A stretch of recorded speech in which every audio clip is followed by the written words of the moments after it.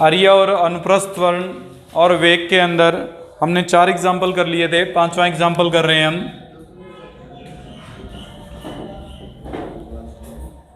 Radial and transversal velocity and acceleration.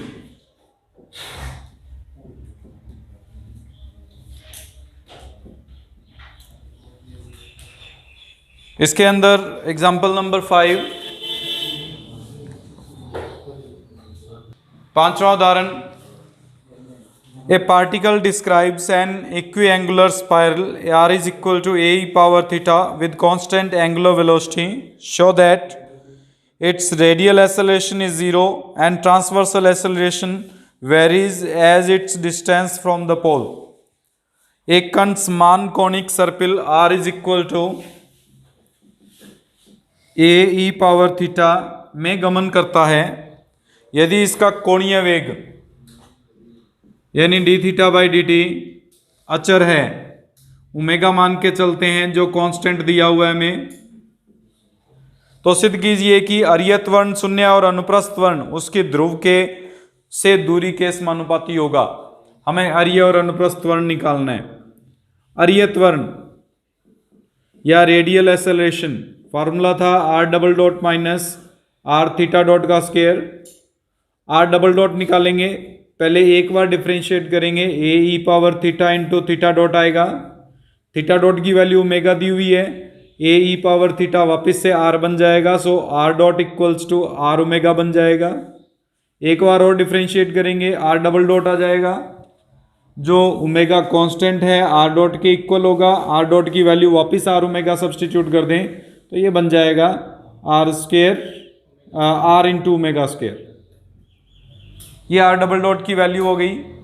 ये value अगर इसमें सब्सटीट्यूट करते हैं तो ये बन जाएगा r ओमेगा स्क्वायर माइनस अर्य त्वरण में r इंटू थीटा डॉट की वैल्यू ओमेगा दी हुई है, सो ओमेगा स्क्वायर 0 है, जो पहला पार्ट था कि अर्य त्वरण इसका शून्य होगा। फिर अनुप्रस्थ त्वरण निकालेंगे। अनुप्रस्थ त्वरण या ट्रांसवर्सल एक्सेलरेशन। सो ट्रांसवर्सल एक्सेलरेशन के लिए आप कोई मर्जी फार्मूला यूज़ कर सकते हो। हम इसमें r square into theta dot का फार्मूला यूज़ करते हैं। थीटा डॉट की वैल्यू ओमेगा दी हुई है हमें, r square omega, omega as a constant है, ओमेगा अपॉन r हो जाएगा। डी बाई डी टी करेंगे तो 2r r डॉट बन जाएगा, r से एक r कैंसिल, r डॉट की वैल्यू पुट कर दें r ओमेगा, तो ये बन जाएगा 2r omega square. That means अनुप्रस्थ त्वरण जो है वो हमारे पास समानुपाती है, क्योंकि 2 और ओमेगा स्क्वायर कांस्टेंट है। समानुपाती हमारे पास निशान में बच जाएगा ओनली r, यानी ध्रुव से जो दूरी है, पोल से जो डिस्टेंस है उसके समानुपाती है, जो हमें प्रूफ करना था। छठा example. If the angular velocity of an point moving in a plane curve is constant about a fixed origin, show that its transverse acceleration varies as its radial velocity. हमें इसमें यह प्रूफ करना है कि जो अनुप्रस्थ त्वरण है वो अर्य जो वेग है उस अर्य वेग के समानुपाती है, ये सिद्ध करना है इसमें। तो सेम मेथड से सॉल्व होगा, सिर्फ इतना है कि ये r equals to a E power theta न देकर सिर्फ d theta by d t की जगह ओमेगा दिया हुआ है। तो क्वेश्चन एग्जांपल नंबर 6 है, इसमें हमें ये एंगुलर वेलोसिटी कांस्टेंट का मतलब थीटा में जो चेंज है D theta by d T वो ओमेगा के इक्वल दिया हुआ है। हम इसमें निकाल रहे हैं अनुप्रस्थ त्वरण। अनुप्रस्थ त्वरण का सूत्र 1/r d by d t of r square theta dot, value put करेंगे 1/r d by d t of r square omega, omega as a constant, differentiate करेंगे 2r इंटू r डॉट, ये कैंसिल हो जाएगा। 2 omega एक constant है, अगर 2 omega एक constant है तो अनुप्रस्थ त्वरण जो होगा वो समानुपाती होगा r डॉट के। r डॉट जो होता है वो अर्य वेग होता है, अर्थात अनुप्रस्थ वेग अनुप्रस्थ त्वरण समानुपाती है अरीय वेग के जो सिद्ध करना था। Example number 6। Example number 7, A point describes a circle of radius A with a uniform velocity, show that its radial and transversal acceleration are respectively. If a diameter is taken as initial line and one end of its diameter as pole. हमें इसमें यह दिया हुआ है कि एक बिंदु एक समान वेग v से a त्रिज्या के वृत्त पर गतिमान है। सिद्ध कीजिए कि इसका अरीय और अनुप्रस्थ त्वरण क्रमशः जो दिया हुआ है वो सिद्ध करना है, जबकि वृत्त का कोई एक व्यास प्रारंभिक रेखा और इस व्यास का सिरा ध्रुव लिया जाए। हमें इस व्यास का सिरा एक ध्रुव और जो हमारे पास व्यास है उसको इनिशियल प्रारंभिक रेखा माना गया है। एक कण है, डायग्राम को थोड़ा सा ध्यान से देख लेना, डायग्राम ही इंपॉर्टेंट है इसमें। ये हमारे पास एक कण जो वृत्ताकार पथ में गति कर रहा है, यहां पे एक व्यास ए बी, इस ए को ध्रुव माना गया है और इस रेखा ए बी को इनिशियल लाइन मानी गई है, प्रारंभिक रेखा। मान लेते हैं कोई बिंदु यहां पर उपस्थित है जिस पर स्पर्श रेखा के अनुदिश हमेशा वेग उत्पन्न होता है। स्पर्श रेखा के अनुदिश वेग का मतलब है कि स्पर्श रेखा जिस दिशा में होगी उसी दिशा में उसका वेग होगा, जो कि कांस्टेंट दिया हुआ है। v एक समान वेग v से गतिमान है, एक समान वेग v से गतिमान है, तो इसका मतलब v जो है वो कांस्टेंट है।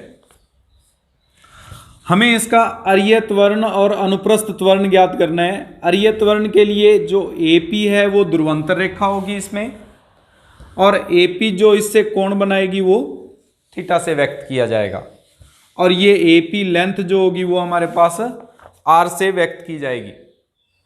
अगर यहां से हम इसको मिला दें, ये केंद्र है O, तो ये कोण थीटा होने पर ये जो कोण बनेगा वो क्या बनेगा?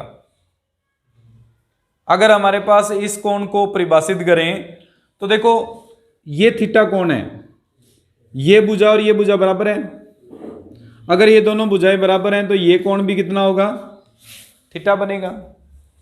एक पार्ट आप करते आ रहे हैं, फिजिक्स में भी करते आ रहे हैं और भी कहीं पढ़ा होगा आपने, कि अगर एक्स वाई समतल में इस प्रकार से कोई भी समतल है, इसमें एक बल F कार्यरत हो जो थीटा कोण पर कार्यरत है, तो उस स्थिति में इस बल के दो घटक होते हैं, एक तो इस दिशा में और एक इस दिशा में। ये जो घटक होता है वो हमेशा F cos थीटा और ये जो घटक होता है वो हमेशा F, तो इसका मतलब इस V के भी दो घटक होंगे। एक तो हमारे पास ध्रुवांतर रेखा की ओर होगा घटक, और एक इस ध्रुवांतर रेखा से लंबवत दिशा में कार्यरत रहेगा। ये जो घटक है, क्योंकि ये पूरा कोण 90 डिग्री का है, हमें पता है स्पर्श रेखा और इस जो केंद्र से मिलाने वाली रेखा है ये भी 90 डिग्री का कोण बनाती है। इसका मतलब ये जो कोण बचा वो 90 माइनस थीटा है, ये 90 माइनस थीटा होगा, और ये पूरा कोण भी 90 था, इसका मतलब ये जो कोण बनेगा वो भी थीटा होगा। अगर ये थीटा होगा तो इस v का जो लंबवत घटक है वो तो बन जाएगा v cos थीटा, और जो ये घटक है जो r की ओर रेडियल की ओर हमारे पास व्यक्त हो रही है वो हमारे पास क्या बन जाएगा? v sin theta.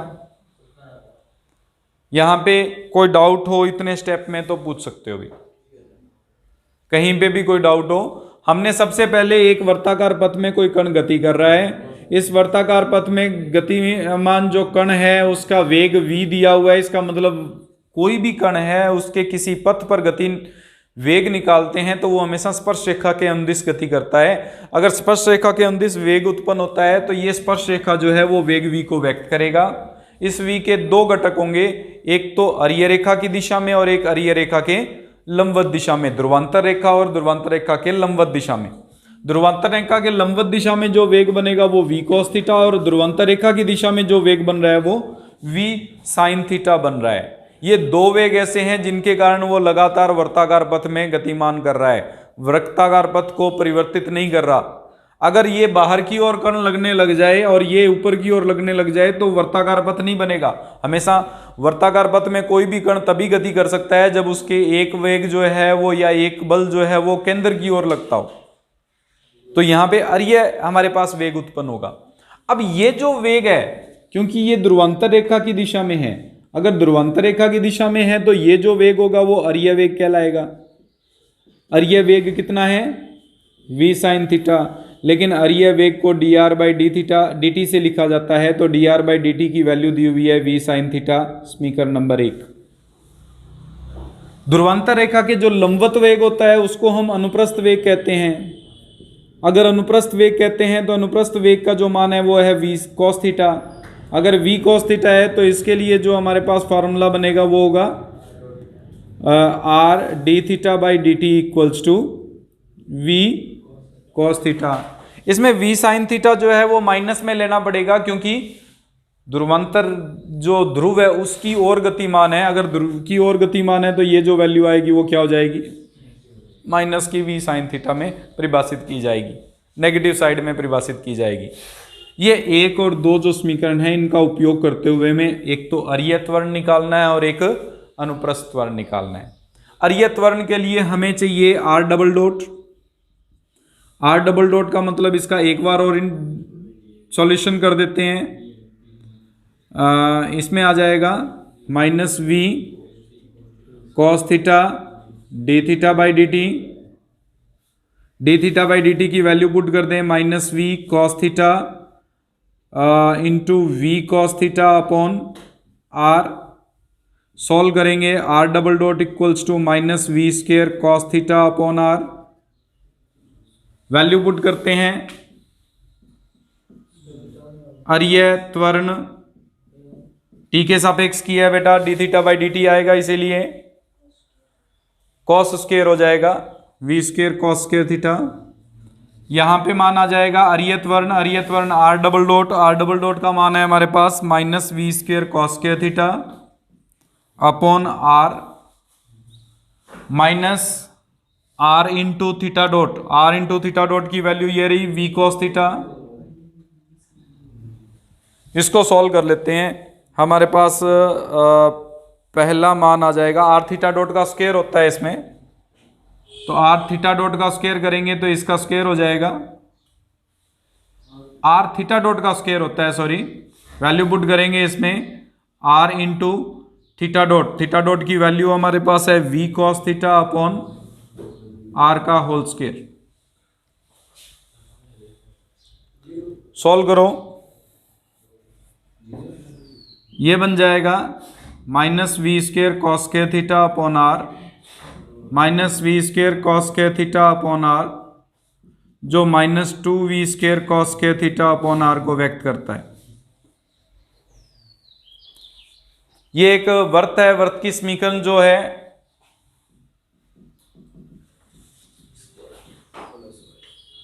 r is equal to, या तो पथ का समीकरण निकाल लेते हैं, 2 मान दिए हुए हैं उसकी सहायता से, और या फिर डायरेक्ट हम इसकी समीकरण को याद रख लो, 2a cos थीटा होता है। अगर वृत्त की समीकरण 2a cos थीटा पहले लिखवाई थी शायद मैंने एक बार, v square cos square theta upon 2a cos theta, 2 से 2 कैंसिल, एक cos थीटा से cos theta cancel, v square upon a cos theta बचेगा, जो कि अरीय त्वरण को व्यक्त करता है।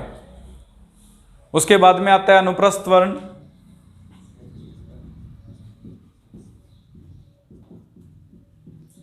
अनुप्रस्थ त्वरण में हमारे पास है 1/r d by d t of r square, theta dot की value v cos theta upon r होगी,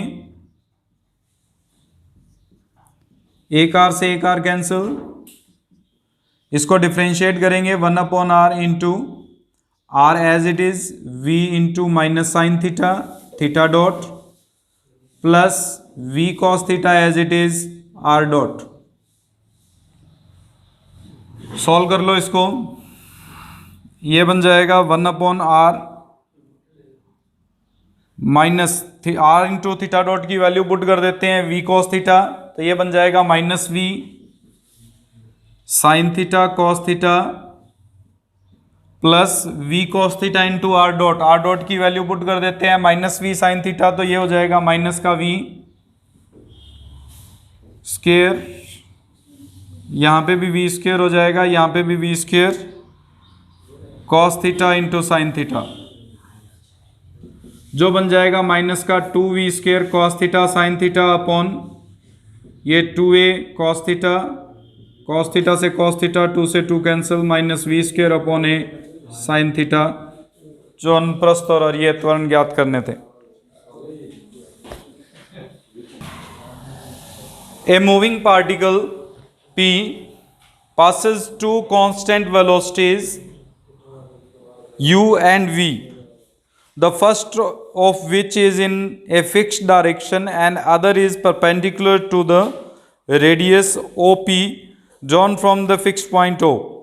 Prove that the path of the particle is a conic section whose focus is O and whose eccentricity is u upon v.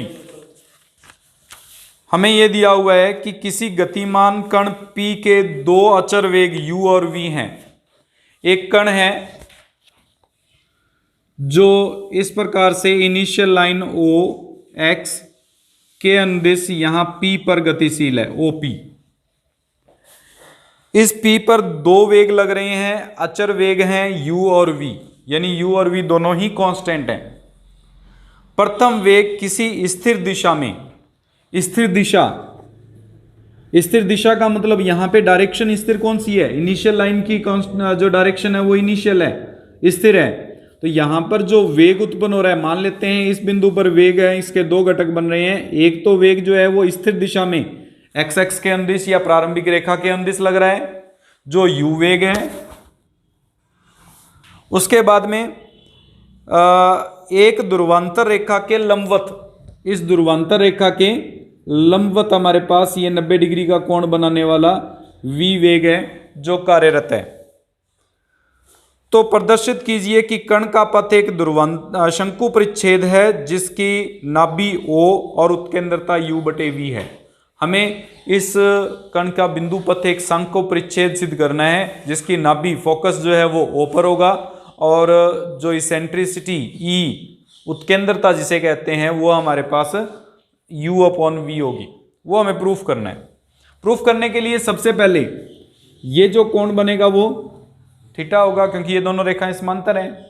इस u के दो घटक बनेंगे, अभी अभी बताया था मैंने। एक घटक तो ऊपर की ओर बनेगा इस बार, क्योंकि इस थीटा की दिशा में बनता है, जो कि u cos थीटा होगा, और एक इसके लंबवत बनेगा, इसके लंबवत यानी यहां पे बनेगा, जो u sin थीटा से व्यक्त किया जाएगा। v सिर्फ एक ही दिशा में है, लंबवत दिशा में, अरीय दिशा में या ध्रुवांतर रेखा की दिशा में इसका कोई भी घटक नहीं आएगा। अब सबसे पहले अगर हम अरीय वेग लिखें, अरीय वेग यानी dr/dt, ये बराबर होगा अरीय दिशा में कौन सा वेग उत्पन्न हो रहा है, खाली u cos थीटा है तो ये बराबर होगा किसके, u cos थीटा के, क्योंकि और कोई वेग उत्पन्न ही नहीं हो रहा इसमें। उसके बाद में अनुप्रस्थ वेग,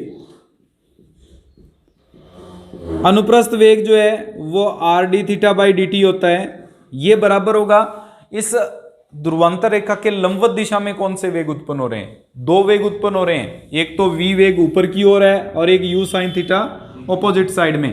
तो एक तो v ऊपर की ओर लग गया जो लंबवत दिशा में है इसके, और माइनस में क्योंकि विपरीत दिशा में है इसलिए माइनस का u sin थीटा। ये हमारे पास हो गया अनुप्रस्थ वेग। अनुप्रस्थ वेग का मतलब ध्रुवांतर रेखा के लंबवत लगने वाले वेग। अब हमें इस पथ की समीकरण निकालनी है, दोनों का भाग दे दीजिए। dr upon rd theta equals to u cos theta upon v minus u sin theta. Solve करेंगे, dr upon r equals to u cos theta upon v minus u sin theta d theta. समाकलन करेंगे, log r equals to, इसमें v minus u sin theta को हम t मान लेते हैं, minus u cos theta d theta जो है dt में चेंज हो जाएगा।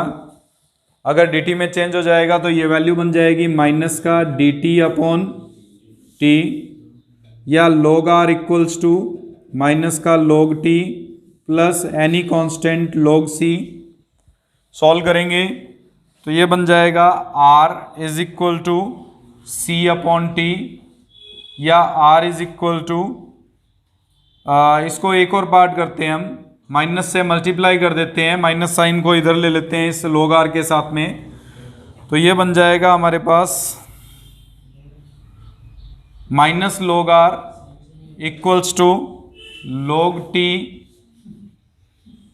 माइनस log c, माइनस का मल्टीप्लाई कर दिया, और सॉल्व करेंगे तो 1 upon are is equal to T upon C बन जाएगा। 1 upon are is equal to, ये आ जाएगा आपके पास v minus U sine theta upon C. v common ले लें, अगर v कॉमन ले लें तो ये बन जाएगा c upon r into v equals to 1 minus u upon v sine theta के रूप में। हमारे पास जो समीकरण है वो कुछ इस रूप में परिभाषित हो जाएगी। यहाँ पे इस c अपॉन वी को अगर l मान लें, माना c upon v is equal to a, तो a upon are is equal to 1 minus u upon v sine theta के रूप में परिभाषित हो जाएगा। संको परिच्छेद के अंदर हमारे पास जो समीकरण होती है वो कुछ इस रूप में होती है, l upon are is equal to 1 minus E sine theta. संको परिच्छेद की समीकरण है ये हमें याद रखनी पड़ेगी। फर्स्ट ईयर में जो कोऑर्डिनेट ज्योमेट्री थी उस बुक में थी ये। तो l upon are is equal to 1 minus E sine theta. अगर हम इससे तुलना करें तो ई की वैल्यू जो आ रही है वो यू अपॉन वी है, जो कि इसकी इसेंट्रिसिटी है, यानी जो उत्केंद्रता या इसेंट्रिसिटी है वो हमारे पास u अपॉन वी है, और इसका जो नाभि होगी वो o होगी।